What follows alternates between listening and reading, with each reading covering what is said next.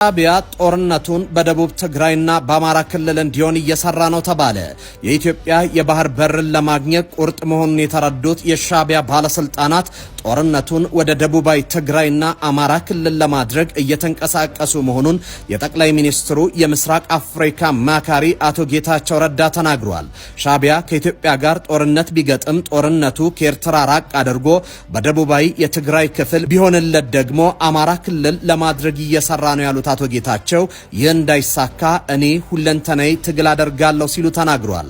አቶ ጌታቸው ረዳ የሲኤንኤን እና ሮይተርስ ጋዜጠኛ ከነበረው ጂም ስቴንማን ግሎባል ፓወር ሺፍት ፕሮግራም ጋር ቃለ መጠይቅ ባደረጉበት ወቅት እንደተናገሩት ኤርትራውያን በጣም ብሎች ናቸው። የፌደራል መንግስትን በቀጥታ የመዋጋት የሰው ኃይል ብልጫ እንደሌላቸው ያውቃሉ። ስለዚህም ሀገሪቱን ለማናጋት በድንበራቸው ማዶ ያሉ ጠቃሚ ሞኞችን ዩስፉል ኢዲየት መጠቀም ይፈልጋሉ።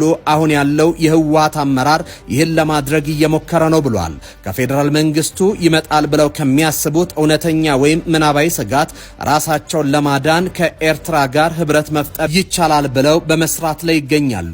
ማንም ወደደውም ወይም ጠላው ጠቅላይ ሚኒስትር ዶክተር አብይ አህመድ ወደዱትም ጠሉትም ከ135 ሚሊዮን በላይ የሆነው የኢትዮጵያ ህዝብ የባህር በር ተዘግቶበት መውጫ መግቢያ የለመን አይኖርም መኖርም የለበትም ሲሉ አቶ ጌታቸው ረዳ ተናግረዋል። አቶ ጌታቸው ከጦርነት ፍጻሜ በኋላ ከህወሓት የቀድሞ አመራሮች ጋር የነበራቸውን አለመግባባት ሲያብራሩ አመራሩ መውሰድ ነበረበት ብለው የሚያምኑትን ነገር ተናግረዋል።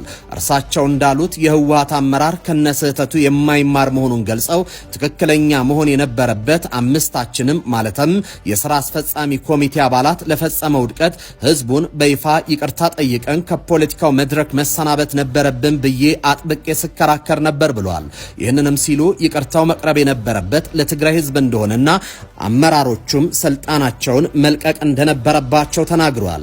የጠቅላይ ሚኒስትር አብይ የምስራቅ አፍሪካ ጉዳዮች አማካሪ አቶ ጌታቸው ረዳ አክለውም የትግራይ ህዝብ ራሱን በራሱ የማስተዳደር መብቱና ወደፊት ለመገንጠል የሚያስገድዱ ሁኔታዎች ቢፈጠሩ የመገንጠል መብቱ ተከብሮለት ማየት እንደሚመኙ ከቀድሞ የሮይተርስና ሲኤንኤን ጋዜጠኛ ጂም ስቴንማን ጋር ባደረጉ ቃለ ምልልስ ላይ ተናግረዋል።